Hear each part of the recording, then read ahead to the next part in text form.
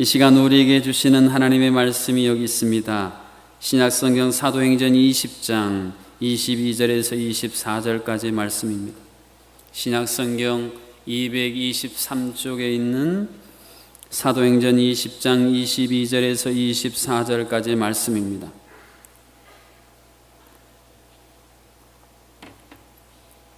하나님의 말씀을 제가 읽습니다. 보라, 이제 나는 성령에 매여 예루살렘으로 가는데 거기서 무슨 일을 당하는지 알지 못하노라. 오직 성령이 각 성에서 내게 증언하여 결박과 환난이 나를 기다린다 하시나 내가 달려갈 길과 주 예수께 받은 사명 곧 하나님의 은혜의 복음을 증언하는 일을 마치려 하면은 나의 생명조차 조금도 귀한 것으로 여기지 아니하노라. 아멘. 할아버지 궁금한 게 있어요. 할아버지는 왜 평생 혼자 사세요? 그러게, 내가 젊었을 때 사랑했던 여인이 있는데 화가였단다. 그래서 내가 그 여인에게 나와 함께 결혼해서 삽시다 하고 청혼했지. 근데 그 여인이 그림으로 나한테 답장을 줬어. 이런 그림이었어.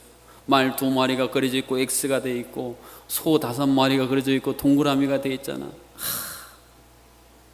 나와 결혼하려면 말 2마리 정도는 안 되고 소 5마리는 지참금으로 가져오시오. 이런 일이 아니겠니? 근데 내가 그때 능력이 안 돼서 소 5마리를 준비하지 못해서 그만 결혼하지 못했단다. 그랬더니 그 아이가 가슴을 치면서, 할아버지 그 뜻이 아니에요. 2말 말고 5소. 그래서 할아버지가 쓴 눈물을 삼켰다는 이야기입니다. 여러분, 우리가 무엇을 추진하려고 하는데 조그만 장애물만 생겨도, 조그만 저항만 생겨도 우리는 쉽게 주저하고 포기하고 접어버릴 때가 참 많이 있습니다. 그런데 오늘 본문에 보면 사도 바울이요, 자신이 결박당하고 환난당할 것이 분명히 정해져 있음에도 불구하고 그 길을 마다하지 않고 걸어가고 있는 영광스러운 장면을 우리에게 보여주고 있습니다. 여러분, 고난과 결박과 환난이 예견되면 적극 피해야 되는 것이 아니겠습니까? 그런데 무엇이 사도 바울로 하여금 담대하게 결박과 환난이 기다리는 예루살렘을 향해 그의 발걸음을 옮기도록 했을까요? 루터가 종교개혁이라고 하는 어마어마한 역사를 진행할 때에 그 앞에 막았었던 교황 같은 어마어마한 세력이 있음에도 불구하고 작센의 선제후인 프리드리히를 통해 그를 보호하시고 종교개혁의 위대한 역사를 이루는 엄청난 실력자가 예루살렘에 바울을 위해 준비되어 있어서일까요? 무엇이 바울로 하여금 그 무시무시한 곳으로 주저함 없이 담대하게 발걸음을 옮기도록 만들었을까요? 오늘도 우리가 인생길을 걷고 신앙길 걷는데 하나님께서 어느 날 우리에게 그렇게 말씀하실 때가 있다라고 하는 것입니다. 우리가 가는 그 길이 결박과 환난이 너무나도 분명히 보이지만 그럼에도 불구하고 네가 그 길을 갈 수 있겠니? 라고 물으실 때에 예, 하나님, 갈 수 있지요. 과연 우리는 대답할 준비가 되어 있느냐는 말입니다. 프로야구를 좋아하시는 분은 잊지 못할 선수 중에 한 분이 이만수라는 이름 석자입니다. 그가 홈런왕으로서 선수 생활을 마치고 감독으로 활약을 하더니 은퇴할 때가 되어서 평생 고생한 아내를 위해서 유럽 여행을 계획을 했습니다. 그런데 아내가 그 얘기를 듣더니, 여보, 유럽은 무슨 유럽? 라오스로 갑시다. 라오스로 가서 하나님이 당신에게 주신 그 재능을 기부합시다. 그래서 라오스로 갔다랍니다. 여러분, 하나님께서 우리에게도 우리가 꿈꾸는 화려한 유럽 여행이 아니라 힘들고 어려운 고난의 길인 라오스로 가라라고 말씀하실 때에 우리는 선뜻 그 길을 갈 수 있을까요?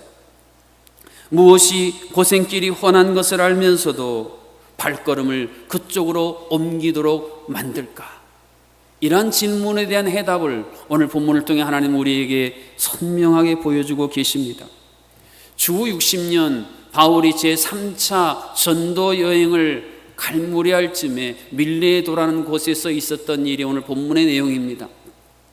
그 밀레도 바로 위쪽에 보면 에베소라는 지역이 눈에 들어옵니다. 사도 바울이 전도여행 중에 가장 오래 머물렀던 3년간 사역을 했던 에베소에 교회 리더들을 청하여 함께 하나님이 이루신 놀라운 열매들을 돌아보며 거기 함께했던 모든 사람들의 얼굴에 감사의 미소가 가득 번져가기 시작했습니다. 근데 불현듯 갑자기 오늘 본문 23절 말씀처럼 오직 성령이 각성해서 내게 증언하여 결박과 환난이 나를 기다린다 하시나. 결박과 환난이 기다리지만 그 길을 가라라는 이 말씀이 전하여지는 그 유명한 고별 설교의 한 대목이 전하여지자 거기 있던 사람들의 얼굴이 갑자기 흑빛처럼 변해졌습니다. 516 도로를 타고 밤에 서귀포에서 제주로 올라오다가 불빛을 보고 튀어나오는 노루를 보고 제가 깜짝 놀란 적이 있습니다. 아마도 거기 있던 모든 사람들이 그 정도로 깜짝 놀랄 만한 충격적인 소식이었습니다. 아니 어떻게 결박과 환난, 그 어마어마한 고통이 있는데 그것을 알면서도 그 길을 갈 수 있단 말인가? 인간의 상식으로는 갈 수가 없지요. 이 이야기를 듣는 순간 불타올랐던 열의가 폭염으로 말미암아 움직이기조차 싫어하는 요즘 우리의 삶의 모습처럼 갑자기 사라지는 것만 같습니다. 하나님이 주셨던 영광스러운 비전에 펄럭였던 깃발이 강풍으로 툭 꺾여서 저 밑바닥으로 곤두박 치는 것만 같습니다. 도살장으로 억지로 끌려가는 소처럼 가기 싫은데 끌려가는 것만 같은, 두려움이 갑자기 엄습하자 요나처럼 하나님이 가라하는 길이 아니라 정반대로 회피하고 싶은 유혹이 사도 바울의 마음의 문을 노크하는 것만 같습니다. 3차에 걸쳐서 자신의 전 인생을 투자하여 흘린 땀방울과 흘렸던 그 눈물 헌신의 결과는 결국에는 결박당하고 환난이란 말인가? 배 밑창에서 서서히 스며드는 물이 배를 침몰시키는 것처럼 갑자기 사도 바울의 인생을 침몰시키는 것만 같게 느껴집니다. 우리 인생도 마찬가지입니다. 하나님이 우리에게 주신 그 사랑의 진정한 모습, 그 사랑의 핵심을 이해하지 못하면 우리는 하나님이 가라하시는 그 길을 어떻게 하면 피할까 이유들을 찾기에 바쁘고요.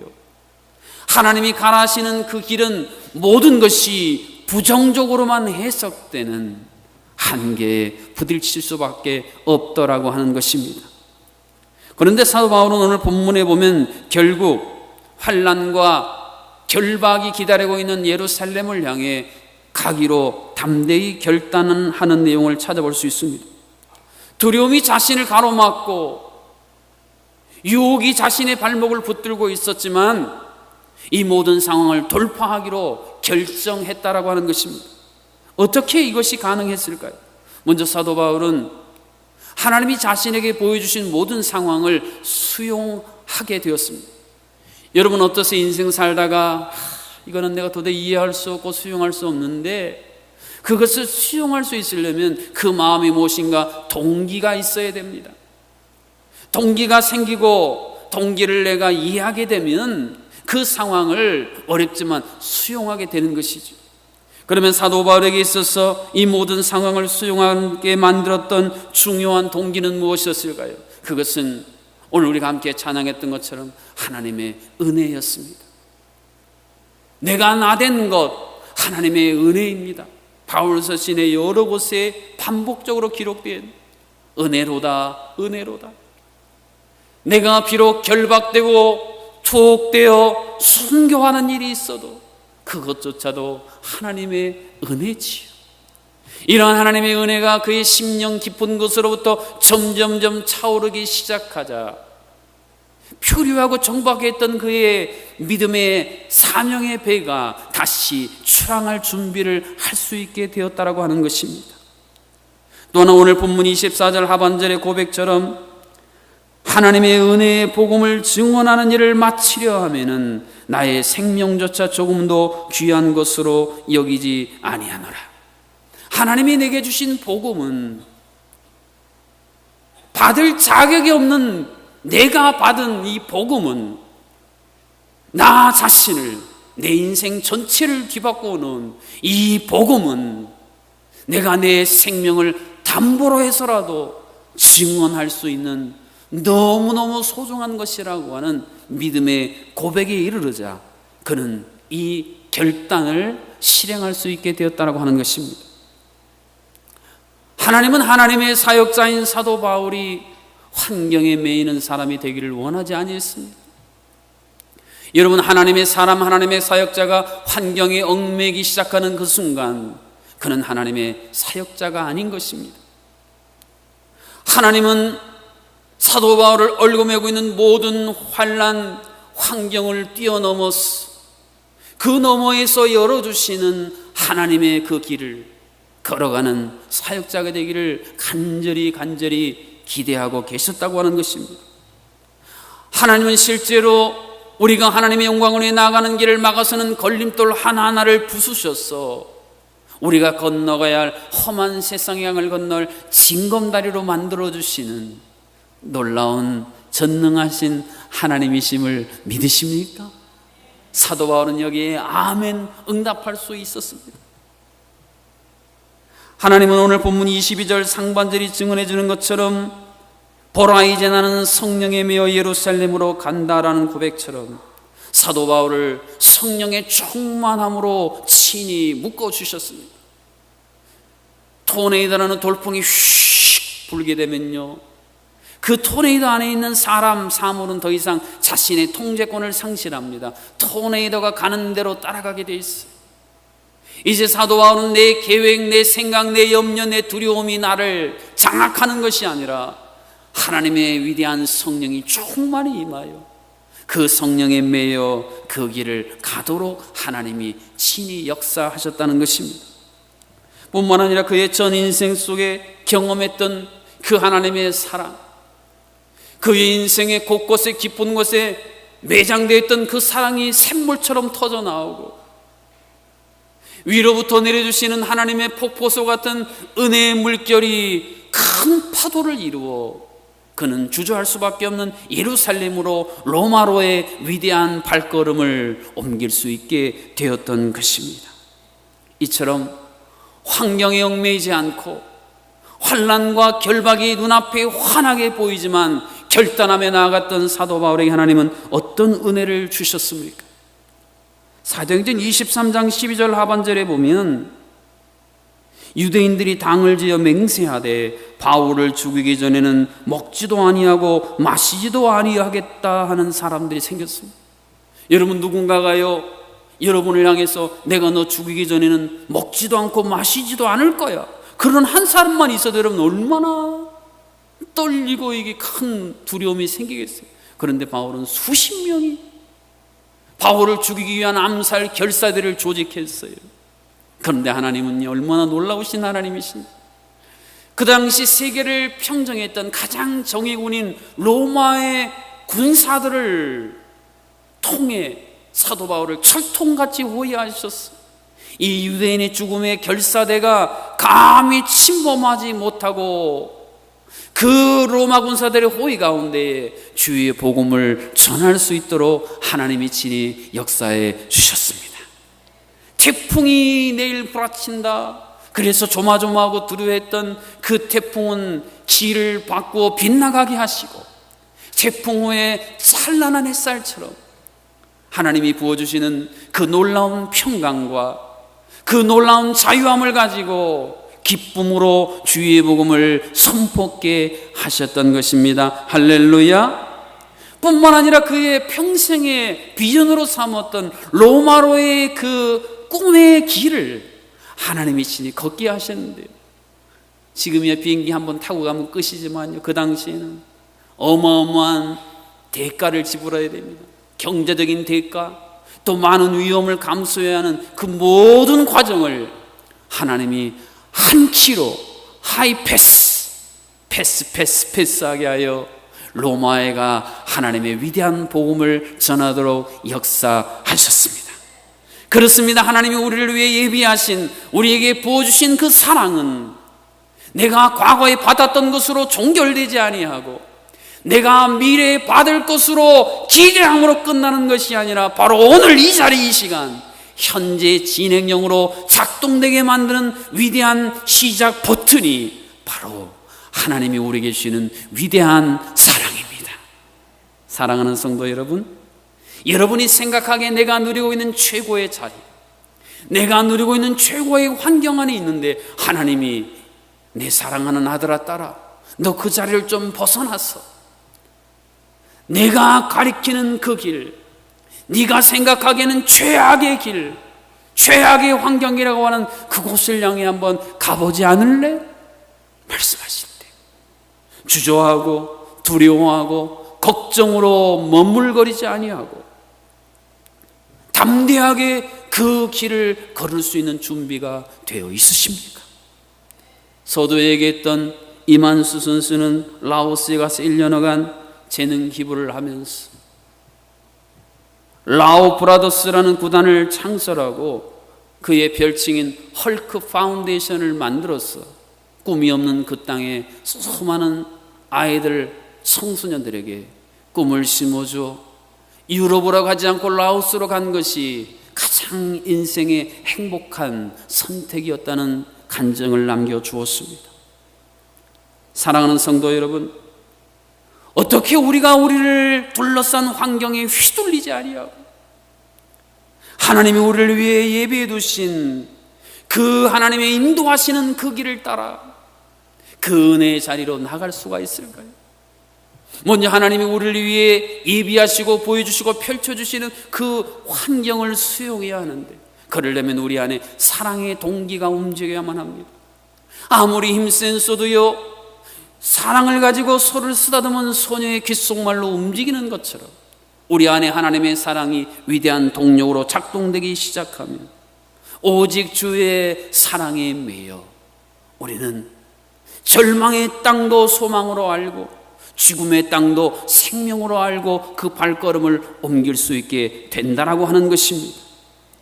오늘날 많은 사람들이 왜 부를 누리고 귀를 권세를 누렸음에도 불구하고 왜 무의미함에 이토록 시달리는 것입니까?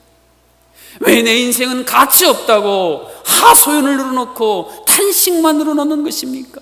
사명이 없는 인생을 살기 때문에 그렇습니다. 사명 없는 인생은요, 아무리 돈을 많이 쌓아둬도 아무리 최고의 권력의 자리에 있어도 결코 행복할 수 없습니다. 하나님이 그렇게 창조하셨기 때문에 그래요.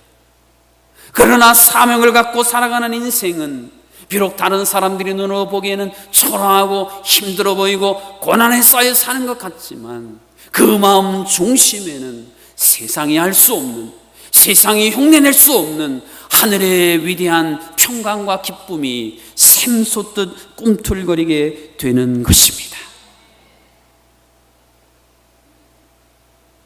재판장에서 곧 죽음에 이르를 수밖에 없는 그 상황에서 예상치 않았던 증인이 나타나 재판의 결과를 뒤집었던 일들처럼, 여러분, 우리가 이 세상에 사탄이 죄와 사망의 법으로 사형 선고를 언도하는 수많은 사람들, 그래서 죽음을 기다리고 있는 그들에게 나아가 이 은혜의 복음의 위대한 증언을 통해 죽었던 그들이 다시 살아나는 것을 보는 것보다 더 소중하고 가치 있는 일이 있겠습니까? 우리가 이 소중하고 가치 있는 중요성을 깨닫기 시작하면 이것이 우리로 하여금 회피하고 주저했던 하나님이 가라신 그 길을 갈 수 있게 만드는 견인차의 역할을 하게 만들더라고 하는 것입니다. 여러분의 자녀들이 억눌려서 무엇인가 갇혀 살아가기를 원하십니까? 그렇지 않습니다. 하나님도 마찬가지예요. 하나님은 하나님의 자녀인 여러분이 이 세상의 환경에 얽매이고 억눌려 살아가는 것을 원치 아니하십니다. 소원을 누벼댈 맹수가 동물원의 작은 울타리에 갇혀 뱅뱅뱅 도는 것을 하나님이 원치 아니하십니다. 저 하늘을 날아올라야 될 독수리가 작은 새장에 웅크리고 있는 것을 하나님은 기뻐하지 아니하셔요. 오늘 하나님의 자녀인 우리들이 환경에 얽매여 환경에 굴복하며 살아가는 것을 하나님이 결코 기뻐하시지 않는다는 것입니다. 사탄은 우리를 하나님의 사명 비전으로부터 점점 멀어져서 고립된 성에 우리를 가둬버립니다. 고립된 바벨탑의 높은 곳에 우리를 올려놓아요. 그곳에서 어쩔 줄 몰라 발을 구르는 우리들, 그동안 우리를 얽어매고 우리를 묶었던 그 모든 줄들을 하나님이 푸셔서 연결하여 결국 그 고립된 곳으로부터 탈출하는 위대한 탈출도구로 하나님은 지금도 변화시켜 주고 계십니다. 이를 위해 성령 충만을 받아야 합니다.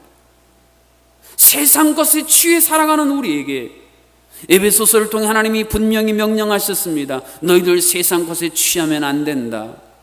세상 것에 취해 살면 마지막 결과는 대형 사고야. 정신을 차리고 성령 충만을 받아라. 메마른 우리의 심령에 저 하늘로부터 내리는 단비와 같은 성령의 단비가 우리에 임해야 우리의 인생은 비로소 진정한 평안과 기쁨과 행복을 찾아갈 수 있습니다. 세상의 오만 가지 더러운 것들로 뒤범벅이 된 오염된 우리의 마음에 성령의 소낙비가 내려서 씻겨야 비로소 우리는 하나님과의 진정한 교제, 그리고 하나님이 말씀하시는 그 길을 걸을 수 있는 준비가 되어지는 것입니다. 또한 요한일서 4장 18절 상반절 말씀처럼 사랑 안에 두려움이 없고 온전한 사랑이 두려움을 내어 쫓나니. 여러분, 약했던 여인들이요 자녀를 사랑하면 용감해집니다. 소심했던 남자가 아내를 사랑하면 바퀴벌레도 잡는 거예요. 용감해지는 거예요. 여러분, 우리가 하나님을 향한 사랑이 우리 안에 물붓듯 부어지면 그 사랑으로 말미암아 회피하거나 주저하지 않고 담대하게 그 길을 걸을 수가 있는 것입니다.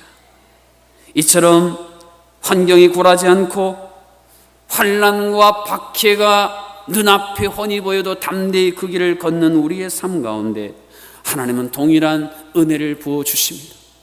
여러분, 영화에 보면요 특수한 임무를 띈 주인공은요 반드시 돕기 위한 또 다른 특수한 부대나 조직들이 그 뒤에서 배우에 항상 움직여요. 그래서 불가능한 임무를, 미션 임파서블, 불가능한 임무를 가능하도록 돕는 그 강력한 조직들이 있어요. 우리가 하나님이 가라는 그 길을 가면 손해볼 것 같고 위험해 보여도 그 길을 믿음으로 가면 하나님이란 돕는 손길, 우리를 보호하는 그 놀라운 역사들을 친히 예비해 놓으십니다. 그리고 무엇보다도 우리가 그토록 고대하고 이루고자 소망하는 바로 그 비전 성취의 역사가 그 길 안에 숨겨져 있습니다. 우리나라 올해 육지에서는요 설 명절 때 고속도로 통행료 안 받고 다 무료로 통과시켰어요. 여러분, 하나님이 사도 바울에게 그의 비전을 이루기 위해 무료 통행 하이패스 역사를 이룬 것처럼 하나님을 따라 결단하며 그 길을 갈 때에 우리의 인생길, 고속도로를 무료 통행하는 그 놀라운 은혜를 우리 가운데도 반드시 허락해 주십니다. 그러므로 이제 우리도 그 길을 찾기 위해 결단하며 나아가십시다. 그 길을 찾아 걸어야 우리의 믿음이 자랄 수 있습니다. 그 길을 찾아 걸어야 진정 하나님을 사랑하는 것이 무엇인지 우리의 깊은 곳으로부터 깨달을 수가 있기 때문에 그렇습니다. 숨은 그림 찾기를 해보셨습니까? 그냥 보면 잘 안 보이는데 집중해서 보면, 찾기로 시도하면 하나하나 숨은 그림을 찾게 되어집니다. 하나님이 우리에게 걸으라는 그 길도 마찬가지예요. 여러분의 가정 안에 숨겨져 있습니다. 여러분의 일터 안에 숨겨져 있어요. 우리의 교회 안에 숨겨져 있습니다. 때로는 그것이 내 자존심을 꺾어야 되는 일일 수도 있어요.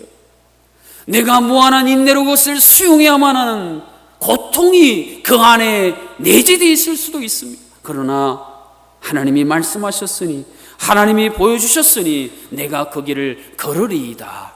이러한 진정한 결단을 향해 나아갈 중요한 시점에 우리들이 서 있다고 하는 것입니다.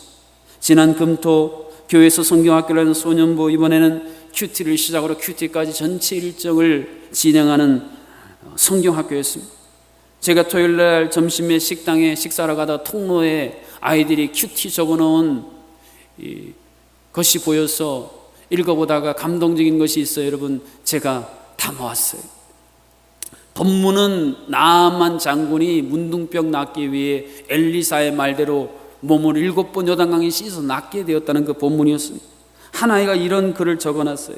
나아만처럼 하기가 싫어도 해야 할 일, 공부 심부름은 꼭 할 것이다. 또 어떤 어린입니다. 나도 나아만처럼 싫은 마음이 든다고 해도 하나님이 해주신 이야기 할 일, 방청소 숙제 등은 순종할 것이다. 아이들은 방청소, 심부름, 숙제가 큰 일인가 봅니다. 내가 너무 싫으면 안 하는 것들이 많아서 후회된다. 인생을 많이 살지도 않은 아이가 벌써 이런 후회를 할 정도로 큰 깨달음을 얻었나 봅니다. 가장 압권인 것은 이 대목입니다. 하나님의 말씀을 따르고 믿으면 놀라운 일이 일어난다는 것을 생각하고 그렇게 따르겠습니다. 할렐루야. 우리 자녀들이 이 정도 수준이에요. 여러분, 어린 초등학교 학생들이 하나님의 말씀을 통해 내가 이전에는 싫어서 회피하고 안 걸었던 그 길을 이제는 내가 가정에서 걸을게요, 그 길을 따라 내가 가겠습니다 결단하는 이 모습을 보는 이 목사의 마음은 얼마나 흐뭇하고 감격한지 몰라요. 오늘 하나님께서 하나님의 자녀인 여러분도 마찬가지입니다. 늘 하나님이 보여주시고 말씀하시는 길을 회피하고 눈가리개로 가리고 귀마개로 막아버린 그 길인데 이제 눈가리개 벗고 귀마개 벗어버리고 하나님 어떤 길입니까? 그 길을 찾기 위해 시도하고 집중하여 발견하여 그 길을 걷는 하나님의 자녀들을 보는 하나님 아버지의 마음이 얼마나 감격하고 흐뭇한 마음일까요? 여러분, 신앙은요 1차원이 아닙니다. 요즘에 이 4차원 입체 영상을 보는 특수한 안경을 쓰고 여러분 한번 보셨습니까? 하나님이 가라는 그 길, 하나님이 걸으라는 그 길, 이러한 4차원의 입체 영상을 보는 것 같은 하늘의 기이하고 신비한 능력이 그 안에 내재되어 있는 것입니다. 여러분, 예수님이 땅에 오셔서 걸으셨던 그 길은 어떤 길이었습니까? 조롱과 박해와 죽음이 예견되어 있다는 사실을 예수님이 여러 번 말씀하셨어요. 그래도 예수님은 그 길을 걸으셨습니다. 묵묵히 걸으셨습니다. 끝까지 걸으셨습니다. 왜? 바로 우리를 위해, 나를 위해, 우리에게, 나에게 생명의 길을 열어주시기 위해, 죽었던 우리를 살리는 생명의 길을 열어주시기 위해, 땅에 속해 땅이 소멸될 우리에게 저 영원한 하늘길이 있음을 보여주시고 그 하늘길로 우리를 연결시키기 위해 예수님은 그 길을 걸으셨습니다. 그리고 이제는 그 길의 바통을 우리에게 넘겨주시며 말씀하십니다. 너희들이 이제 이 길을 걸어다오. 그래서 이 길을 모르는 수많은 사람들이 너희들을 보고 이 길에 나와 이 길을 함께 걷도록 해다오. 그래야 너희들이 내 제자라고 일컬음을 받을 수 있단다. 사랑하는 성도 여러분, 하나님의 사랑을 모르고 하나님의 사랑에 의해 움직이지 않는 신앙은 늘 기리는 인생처럼 방황하는 신앙, 제자리만 맴도는 신앙일 수밖에 없습니다. 그러나 하나님이 부어주신 위대한 사랑을 머금고 내 인생 가운데 하나님이 내장해 주신 그 원유보다도 소중한 사랑이 터져 나오면 우리의 인생은 하나님이 보여주시는 그 길, 하나님이 가라하시는 그 길, 세상 사람들이 알 수 없는 그 신비하고 놀라운 길을 걷고 그로 말미암아 기뻐하며 감격하는 위대한 하나님의 사명자들이 되어질 것입니다. 이 길을 찾으시고 이 길을 발견하시고 그 길을 걸어나가는 여러분 모두가 되시기를 주님의 이름으로 축복합니다.